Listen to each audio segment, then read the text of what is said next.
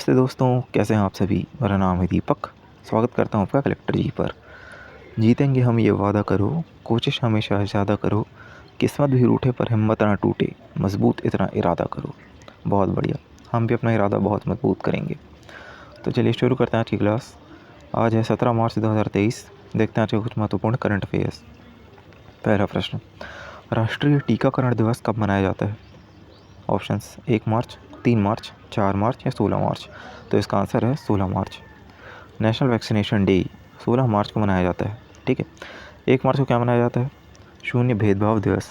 3 मार्च को विश्व वन्य जीव दिवस, हाँ विश्व वन्य जीव दिवस।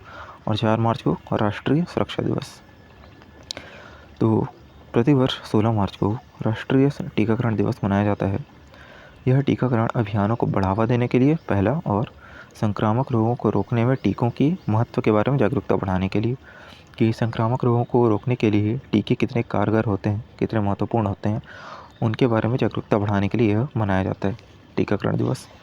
अब दुनिया का बात हो रही टीकाकरण की, तो बात करते हैं कि दुनिया का पहला टीका कौन सा था, किसने उसे डेवलप किया था। तो दुनिया का पहला टीका एडवर्ड जेनर, नाम ध्यान रखिएगा, एडवर्ड जेनर के द्वारा 1796 में बनाया गया था, 1796 में बनाया गया था। और यह टीका किसके लिए था? स्मॉल पॉक्स, चेचक। दुनिया का पहला टीका एडवर्ड जेनर के द्वारा 1796 में बनाया गया था और यह टीका चेचक के लिए था, स्मॉल पॉक्स के लिए। ठीक है, याद रखना हम लोग को। अगला प्रश्न, ये इंपॉर्टेंट है। सरस्वती सम्मान 2022 किसे प्रदान किया जाएगा? सरस्वती सम्मान 2022 किसे प्रदान किया जाएगा? ऑप्शंस हैं शिव शंकरी, रामदरस मिश्र, शरण निम्बाले, ज्ञान चतुर्वेदी। तो इसका आंसर है शिव शंकरी। यह है शिव शंकरी। 2022 के लिए हो गया शिव शंकरी। ठीक है। 2021 के लिए मिला था रामदरस मिश्र को, 2020 के लिए शरण निम्बाले और ज्ञान चतुर्वेदी को 2022 का व्यास सम्मान मिला है, उनकी रचना पागल खाना के लिए। अब यहाँ पे हम लोग बात कर रहे हैं सरस्वती सम्मान 2022 की, तो वो मिला है शिव शंकरी को। किसके लिए मिला है? तो देखते हैं। सरस्वती सम्मान 2022 के लिए शिव शंकरी को चुना गया है। यह सरस्वती सम्मान 2022 जो है वो 32वें क्रम का है। ठीक है, 32वें क्रम का है। शिव शंकरी तमिल भाषा की एक लेखिका है कि ये राइटर हैं, तो किस भाषा में लिखती हैं? तमिल भाषा में। इनकी रचना का नाम क्या है? सूर्यवंशम। उसका भी नाम सूर्यवंशम है। यह तमिल भाषा में प्रकाशित संस्मरण है जो 2019 में प्रकाशित हुआ था। तमिल भाषा में प्रकाशित एक संस्मरण जो 2019 में प्रकाशित हुआ था। अब बात कर लेते हैं सरस्वती सम्मान की। तो सरस्वती सम्मान की स्थापना हुई थी 1991 में। किसके द्वारा की गई थी स्थापना? के बिरला फाउंडेशन के द्वारा। और पहला सरस्वती सम्मान किनको प्राप्त हुआ था? हरिवंश राय बच्चन को। हरिवंश राय बच्चन जिनको हम जानते हैं, जो बॉलीवुड एक्टर अमिताभ बच्चन के पिताजी हैं। तो के बिरला फाउंडेशन के द्वारा एक हो गया सरस्वती सम्मान, और 1991 में 2 और सम्मान स्टार्ट किए गए थे। एक है व्यास सम्मान और एक है बिहारी सम्मान। ठीक है, तीनों हम लोगों को याद रखना है। और चलिए देखते हैं आगे। हाल ही में दुनिया का पहला 3D प्रिंटेड रॉकेट किस स्पेस कंपनी द्वारा बनाया गया? ऑप्शंस हैं NASA, space x, relativity space, blue horizon. तो आंसर है रिलेटिविटी स्पेस, है ना। और देखिए नासा जो है ये अमेरिका की गवर्नमेंट कंपनी है। जैसे हमारे यहाँ इसरो है, वैसे अमेरिका का नासा है। स्पेस एक्स प्राइवेट कंपनी है, इलॉन मस्क की है। और ब्लू होराइजन ये भी प्राइवेट कंपनी है, और ये जेफ बेजोस की है। देखते हैं। अमेरिका की स्पेस कंपनी रिलेटिविटी स्पेस ने दुनिया का पहला 3D प्रिंटेड रॉकेट, देखिए दुनिया का पहला 3D printed rocket, 3D printed rocket. अभी तक हम लोग जहाँ तक मुझे ध्यान है करंट अफेयर में, एक तो हम लोग नीदरलैंड में 3D प्रिंटेड ब्रिज सुने थे जिससे लोग आर पार जा सकते थे। और एक आई थिंक IIT मद्रास के द्वारा 3D प्रिंटेड एक पूरा घर बना दिया गया था, एक 3D प्रिंटेड हाउस बनाया गया था। तो वैसे ही यहाँ पे 3D प्रिंटेड रॉकेट बनाया गया प्रक्षेपण के लिए, लॉन्च के लिए। ठीक है, और इस रॉकेट का नाम क्या था? टेरॉन। रिलेटिविटी स्पेस ने दुनिया का पहला 3D प्रिंटेड रॉकेट बनाया और उस रॉकेट का नाम क्या है? टेरॉन। टेरॉन नाम था। यह 110 फीट ऊंचा था। इसे कैलिफोर्निया स्थित बड़ी सी कोई 3D प्रिंटिंग मशीन थी, उससे बनाया गया। कैलिफोर्निया में एक बहुत बड़ी 3D प्रिंटिंग मशीन थी, उससे इसे बनाया गया। और इंजन समेत रॉकेट का 85% हिस्सा 85% पार्ट जो था वो कैलिफोर्निया में स्थित बड़ी 3D प्रिंटिंग मशीन के द्वारा बनाया गया। ठीक है, तो ये हम लोग को ध्यान रखना है। अब उसके बाद देखिए, ये इतना रॉकेट को बना दिया गया, इतनी मेहनत किए, मतलब एक बहुत बड़ी इन्वेंशन भी हो गई कि पहला 3D प्रिंटेड रॉकेट था। लेकिन बात यह है कि इस रॉकेट का सफल प्रक्षेपण हुआ ही नहीं। जब इस रॉकेट को मतलब इग्नाइट करने के लिए स्टार्ट किया गया, तो ये रॉकेट अपनी जगह से एक तरीके से ये कह सकते हैं इग्नाइट ही नहीं हुआ। मतलब अपनी जगह से ऊपर उठने की बात तो दूर रही, वो इग्नाइट ही नहीं हो पाया। तो है ठीक है, लेकिन ये चीज़ है कि दुनिया का पहला 3D प्रिंटेड रॉकेट बना, इससे इस दिशा में एक तरीके से एक कदम बढ़ा लिया हम लोगों ने, मतलब ह्यूमंस ने, कि 3D प्रिंटेड रॉकेट भी बनाया जा सकता है और आगे कोशिश की जा सकती है उसके लिए। और 3D प्रिंटेड रॉकेट मतलब अगर देखा जाए तो कैसे बनाया जा सकता है, जैसे कि इसके लिए देखिए, जैसे एक बहुत बड़ी ये 3D प्रिंटिंग मशीन होगी, मशीन को डाटा देकर प्रोग्रामिंग करके छोड़ा जाता है, फिर वो 3D प्रिंटिंग मशीन जो है उस 3D प्रिंटेड रॉकेट को या जो भी हम लोग को चाहिए वो बना देती है। और हाँ, अगर आप लोगों को मेरी आवाज़ थोड़ी सी भारी लग रही हो, डिस्टर्बिंग, तो उसके लिए हम सॉरी। मैं क्योंकि अपने होम टाउन से बाहर हूँ, होम सिटी से, तो यहाँ भी रात भर जागना हो गया था कुछ काम से, तो वैसे ही आवाज़ थोड़ी भारी हो गई, तो आई एम सॉरी उसके लिए। लेकिन चलिए देखते हैं अगला प्रश्न। हाल ही में बोल्ड कुरुक्षेत्र का अभ्यास किन दो देशों के बीच हुआ है? बोल्ड कुरुक्षेत्र का अभ्यास किन दो देशों के बीच हुआ है? ऑप्शन हैं Bharat Australia, Bharat Japan, Bharat Singapore, Bharat America. तो इसका आंसर भारत और सिंगापुर। भारत और सिंगापुर के बीच बोल्ड कुरुक्षेत्र नामक अभ्यास हुआ है। हाल ही में भारत और सिंगापुर के मध्य बोल्ड कुरुक्षेत्र अभ्यास संपन्न हुआ। यह अभ्यास जोधपुर में संपन्न हुआ, जोधपुर राजस्थान में। और यह अभ्यास 6 से 13 मार्च तक आयोजित हुआ, मतलब अभी जस्ट परसों से ये संपन्न हुआ है। और यह 13वें क्रम का अभ्यास था। ठीक, अब ये देखिए नीचे वही लिखा हुआ है कि एक दूसरे की संचालन प्रक्रियाओं और अभ्यासों के बारे में जानने के अलावा दोनों टुकड़ियों ने विचारों और सर्वोत्तम अभ्यासों को भी साझा किया, जो समकालीन युद्ध वातावरण में उपयोग किए जाते हैं। मतलब वही एक दूसरे के कोऑर्डिनेशन को समझना, वही कह रहा है। तो बोल्ड कुरुक्षेत्र भारत और सिंगापुर कहाँ हुआ? जोधपुर में संपन्न हुआ। ये दोनों चीज़ें बहुत इंपॉर्टेंट है, हम लोगों को याद रखना है। अब अगला प्रश्न क्या है? हाल ही में किस देश के द्वारा अंतर्राष्ट्रीय तौर पर मैकमोहन रेखा को मान्यता दी गई? ऑप्शन है अमेरिका, फ्रांस, चीन, सऊदी अरब। तो इसका आंसर है अमेरिका।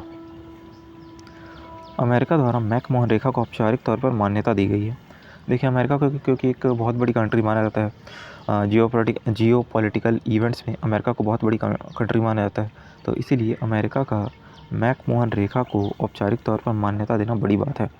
क्योंकि चीन जो है वो तो मतलब मैकमोहन रेखा को एक तरीके से मानता ही नहीं था कि नहीं, मैं तो नहीं मानता कि ये मेरी और इंडिया के बीच की बॉर्डर लाइन है, मैं तो इंडिया का और ज़्यादा हिस्सा कैप्चर करना चाहता हूँ, ये ऐसी बातें।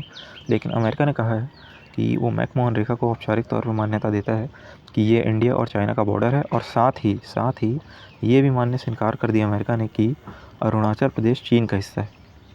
चीन मतलब ये कह रहा था, आप लोगों ने भी सुना होगा कि अरुणाचल प्रदेश भी मेरा हिस्सा है। तो अमेरिका ने ये भी मानने से इनकार कर दिया कि अरुणाचल प्रदेश चीन का हिस्सा है। तो ये बात हो गई है ना।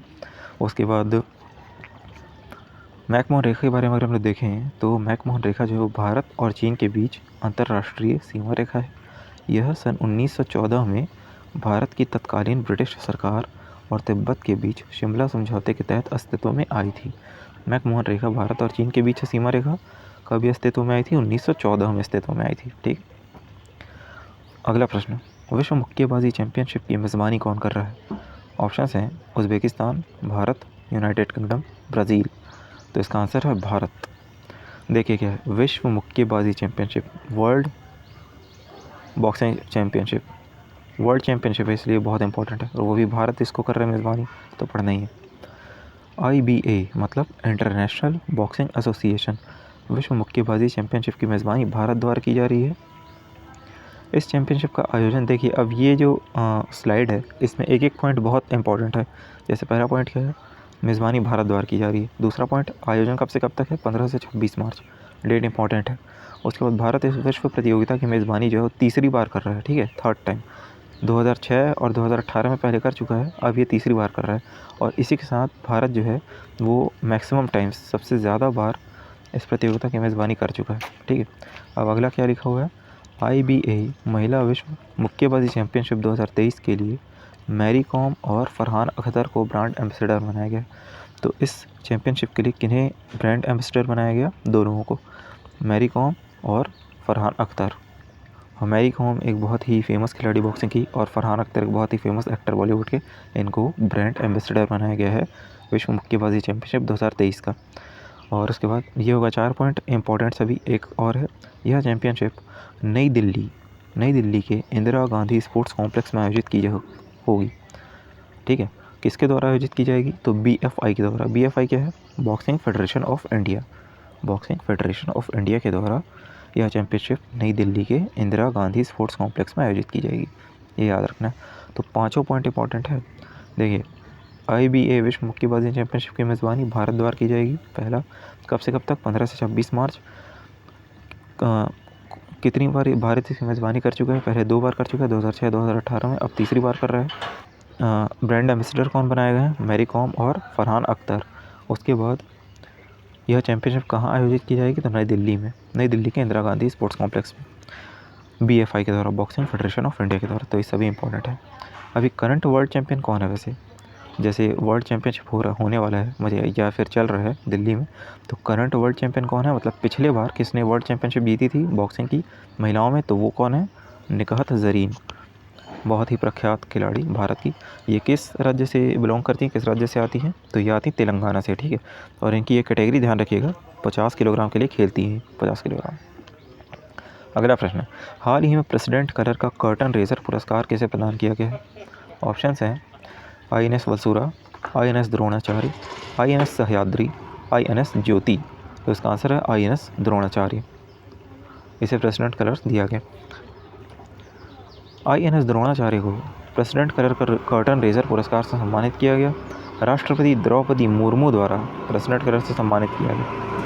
अब प्रेसिडेंट कलर या फिर राष्ट्रपति का रंग उसी को बोलेंगे, प्रेसिडेंट कलर या निशान, सर्वोच्च सम्मान माना जाता है जो भारत के सर्वोच्च कमांडर राष्ट्र के लिए अपनी असाधारण सेवा के लिए एक इकाई को प्रदान करते हैं। कोई भी इकाई जो कि असाधारण सेवा के लिए जानी जाती है अपनी, उसे ये प्रेसिडेंट कलर दिया जाता है। ठीक है, ध्यान रखिएगा। अगला प्रश्न, हाल ही में किन्हें भारत में अमेरिकी राजदूत के रूप में नियुक्त किया गया है। तो ऑप्शंस हैं, Eric Garcetti, Christine Smith, Maria Campion, Janet Ester. तो इसका आंसर है एरिक गारसेटी, ये हैं एरिक गारसेटी। भारत में अमेरिकी राजदूत के रूप में एरिक गारसेटी को नियुक्त किया गया है। यह अमेरिका में पहले किस पद पर थे, तो लॉस एंजलिस में महापौर रह चुके हैं, मेयर रह चुके हैं वहाँ के। ठीक है, बात करते हैं अगर अमेरिका की, तो अमेरिका की राजधानी है वाशिंगटन DC। वैसे ये DC का फुल मतलब क्या होता है, DC का कुछ फुल फॉर्म होता है। DC का मतलब होता है district of Columbia, district of Columbia. राष्ट्रपति यहाँ के हैं जो बाइडन, उपराष्ट्रपति हैं कमला हैरिस। ठीक, ये अमेरिका का मैप है। अमेरिका के देखिए ऊपर साइड में उत्तरी हिस्से में कनाडा से इसकी सीमा लग रही है, और नीचे मैक्सिको से इसकी सीमा लग रही है। समुद्र में अगर देखें तो यहाँ पे प्रशांत महासागर, पैसिफिक ओशन, और यहाँ पे अटलांटिक महासागर, अटलांटिक ओशन। ठीक है, उसके बाद बढ़ते हैं आगे। हाल ही में मिली जानकारी के अनुसार सबसे कम साक्षरता दर किस राज्य का है। ऑप्शन है केरल, बिहार, अरुणाचल प्रदेश, राजस्थान। तो इसका आंसर है बिहार। बिहार भारत में सबसे कम शिक्षित दर वाला राज्य है। देखिए ऑर्डर कैसे है, सबसे कम है बिहार, उसके बाद अरुणाचल प्रदेश, उसके बाद राजस्थान। अब ये तो हो गए सबसे कम शिक्षित दर वाले राज्य। अगर बात करें तो सबसे ऊंची साक्षरता दर कहाँ पे है, तो वो है सबसे पहले केरल में 94%, जो कि 2011 से मतलब जनगणना के हिसाब से वही है और अभी भी वही चली आ रही है। फिर है लक्षद्वीप और फिर है मिज़ोरम। ठीक है, तो यहाँ पे बिहार की साक्षरता दर कितनी है अभी, 61.8%। सबसे ज़्यादा केरल की याद रख लेते हैं 94%, और सबसे कम बिहार की याद रख लेते हैं 61.8%। ठीक है, लगभग मोटा मोटी 62% इसको याद कर लेते हैं, वो भी ठीक है। उसके बाद बात करें अगर ग्रामीण क्षेत्र की, रूरल एरियाज़ की, तो वहाँ पे साक्षरता दर, लिटरेसी रेट कितनी है, 67.77, 67.77% है। बात करें अगर शहरी क्षेत्र की, तो वहाँ पे साक्षरता दर 84.11% है, 84.11%। और यह जानकारी इतनी हम लोग को मिल रही है, तो ये जानकारी मिली कहाँ से, अभी क्या है जैसे बजट सत्र चल रहा है, तो बजट सत्र में इनके द्वारा जानकारी दी गई केंद्रीय शिक्षा राज्य मंत्री अन्नपूर्णा देवी के द्वारा। ये जो जानकारियाँ हैं, साक्षरता दर कितनी है, कहाँ पे सबसे ज़्यादा है, कहाँ पे कितनी कम है, शहरी क्षेत्र में कितनी है, रूरल ग्रामीण क्षेत्र में कितनी है, तो ये सब जानकारी जो है केंद्रीय शिक्षा राज्य मंत्री अन्नपूर्णा देवी के द्वारा दी गई। ध्यान रखिएगा क्या लिखा है, केंद्रीय शिक्षा राज्य मंत्री, ठीक है, स्टेट के लिए कह रहे हैं राज्य मंत्री, केंद्रीय शिक्षा राज्य मंत्री। लेकिन वहीं केंद्रीय शिक्षा मंत्री अगर कहा जाए तो वो है धर्मेंद्र प्रधान, तो ये थोड़ा सा ध्यान रखना है। बात करें अगर बिहार की, तो बिहार की राजधानी क्या है, पटना। मुख्यमंत्री नीतीश कुमार। राज्यपाल है राजेंद्र विश्वनाथ अर्लेकर। और यहाँ पे राष्ट्रीय उद्यान क्या है, वाल्मीकि राष्ट्रीय उद्यान, ठीक है। तो यह बिहार का लिट्टी चोखा बहुत फेमस है। बात करते हैं अगले प्रश्न की। PFRDA pension fund regulatory and development authority के नए अध्यक्ष कौन चुने गए? तो ऑप्शन हैं दीपक मोहंती, आशीष मोहंती, समीर खंडेलवाल, जगत राणा। तो आंसर है दीपक मोहंती, ये है दीपक मोहंती। केंद्र सरकार ने दीपक मोहंती को पेंशन निधि विनियामक और विकास प्राधिकरण PFRDA का चेयरमैन नियुक्त किया है। भारतीय रिजर्व बैंक के पूर्व कार्यकारी निदेशक मोहंती, देखिए दीपक मोहंती अभी तो PFRDA के चेयरमैन नियुक्त हो गए, तो पहले क्या थे ये, मतलब पहले किस पोस्ट पे थे, तो भारतीय रिजर्व बैंक के पूर्व कार्यकारी निदेशक थे दीपक मोहंती इससे पहले। और मतलब पूर्व कार्यकारी निदेशक तो थे ही, और PFRDA के पूर्णकालिक सदस्य भी थे, ठीक है। जैसे नीति आयोग के पूर्णकालिक सदस्य होते हैं, शायद 4 सदस्य होते हैं पूर्णकालिक सदस्य नीति आयोग के, वैसे ही PFRDA के भी पूर्णकालिक सदस्य होते हैं। तो दीपक मोहंती PFRDA के पूर्णकालिक सदस्य थे पहले, और अब PFRDA के चेयरमैन बन गए। PFRDA के चेयरमैन पद पर दीपक मोहंती अगले 5 साल या नए आदेश तक बने रहेंगे। अब PFRD एक्चुअल में होता क्या है, PFRD ये जो हम पढ़ रहे हैं पेंशन निधि विनियामक और विकास प्राधिकरण, या फिर इंग्लिश में क्या पढ़ रहे हैं हम लोग, pension fund regulatory and development authority. तो क्या लिखा है, to regulate NPS national pension scheme, मतलब कि जो नेशनल पेंशन स्कीम चलती है, राष्ट्रीय पेंशन स्कीम, उसको नियंत्रित करने के लिए कि पेंशन कितना दिया जाना चाहिए, पेंशन की सीमा क्या होनी चाहिए, तो इन सब चीज़ों को PFRDA रेगुलेट करती है। नेशनल पेंशन स्कीम को रेगुलेट करती है, मतलब वही कि पेंशन कितना, कहाँ, क्या, कैसे जाना चाहिए, उसे PFRDA रेगुलेट करती है। तो थैंक यू, ये था आज का वीडियो। आज के लिए बस इतना ही, मिलते हैं नेक्स्ट वीडियो में। तब तक के लिए आप लोग स्वस्थ रहिए, मस्त रहिए। Thank you so much.